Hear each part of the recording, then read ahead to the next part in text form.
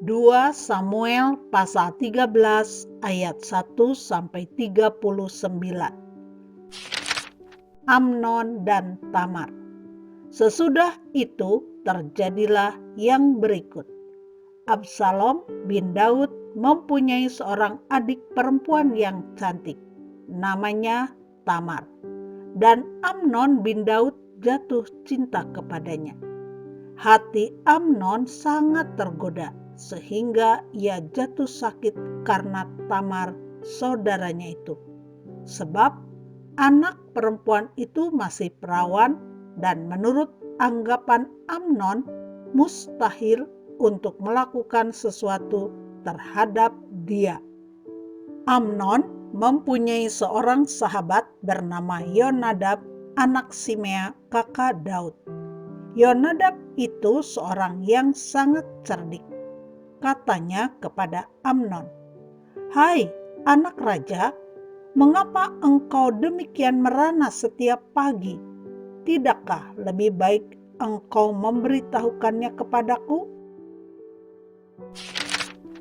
Kata Amnon kepadanya, "Aku cinta kepada Tamar, adik perempuan Absalom, saudaraku itu."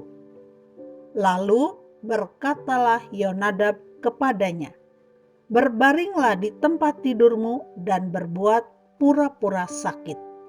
Apabila ayahmu datang menengok engkau, maka haruslah engkau berkata kepadanya, 'Izinkanlah adikku Tamar datang memberi aku makan.' Apabila ia menyediakan makanan di depan mataku, sehingga aku dapat melihatnya, maka aku akan memakannya dari tangannya." Sesudah itu berbaringlah Amnon dan berbuat pura-pura sakit. Ketika raja datang menengok dia, berkatalah Amnon kepada raja, "Izinkanlah adikku Tamar datang membuat barang 2 kue di depan mataku, supaya aku memakannya dari tangannya." Lalu Daud menyuruh orang kepada Tamar ke rumahnya dengan pesan, "Pergilah ke rumah Amnon, kakakmu, dan sediakanlah makanan baginya." Maka Tamar pergi ke rumah Amnon, kakaknya yang sedang berbaring-baring. Lalu anak perempuan itu mengambil adonan, meremasnya, dan membuat kue di depan matanya.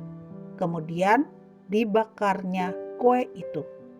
Sesudah itu, gadis itu mengambil kuali dan mengeluarkan isinya di depan Amnon. Tetapi ia tidak mau makan. Berkatalah Amnon, "Suruhlah setiap orang keluar meninggalkan aku." Lalu keluarlah setiap orang meninggalkan dia. Lalu berkatalah Amnon kepada Tamar, "Bawalah makanan itu ke dalam kamar, supaya aku memakannya dari tanganmu." Tamar mengambil kue yang disediakannya itu, lalu membawanya kepada Amnon, kakaknya, ke dalam kamar. Ketika gadis itu menghidangkannya kepadanya supaya ia makan, dipegangnyalah gadis itu dan berkata kepadanya, "Marilah tidur dengan aku, adikku." Tetapi gadis itu berkata kepadanya, "Tidak, kakakku, jangan perkosa aku, sebab orang tidak berlaku seperti itu di Israel. Janganlah berbuat noda seperti itu. Dan aku, kemanakah kubawa kecemaranku? Dan engkau akan dianggap sebagai orang yang bebal di Israel. Oleh sebab itu, berbicaralah dengan raja, sebab ia tidak akan menolak memberikan aku kepadamu." Tetapi Amnon tidak mau mendengarkan perkataannya. Dan sebab ia lebih kuat daripadanya, diperkosanyalah dia lalu tidur dengan dia. Kemudian timbullah kebencian yang sangat besar pada Amnon terhadap gadis itu. Bahkan lebih besar benci yang dirasanya kepada gadis itu daripada cinta yang dirasanya sebelumnya. Lalu Amnon berkata kepadanya, "Bangunlah, enyahlah." Lalu berkatalah gadis itu kepadanya, "Tidak, kakakku, sebab menyuruh aku pergi adalah lebih jahat daripada apa yang telah kau lakukan kepadaku tadi." Tetapi Amnon tidak mau mendengarkan dia. Dipanggilnya orang muda yang melayani dia. Katanya, "Suruhlah perempuan ini pergi daripadaku dan kuncilah pintu di belakangnya." Gadis itu memakai baju kurung yang maha indah, sebab demikianlah putri-putri raja yang masih perawan berpakaikan baju kurung panjang. Kemudian pelayan itu menyuruh dia keluar, lalu mengunci pintu di belakangnya. Lalu Tamar menaruh abu di atas kepalanya, mengoyakkan baju kurung yang maha indah yang dipakainya, meletakkan tangannya di atas kepalanya, dan pergilah ia sambil meratap dengan nyaring. Bertanyalah Absalom kakaknya kepadanya, "Apakah Amnon, kakakmu itu, bersetubuh dengan engkau? Maka sekarang, adikku, diamlah saja. Bukankah ia kakakmu? Janganlah begitu memikirkan perkara itu." Lalu Tamar tinggal di rumah Absalom, kakaknya itu, seorang diri. Ketika segala perkara itu didengar Raja Daud, sangat marahlah ia. Dan Absalom tidak berkata-kata dengan Amnon, baik tentang yang jahat maupun tentang yang baik. Tetapi Absalom membenci Amnon, sebab ia telah memperkosa Tamar adiknya. Amnon dibunuh, Absalom melarikan diri.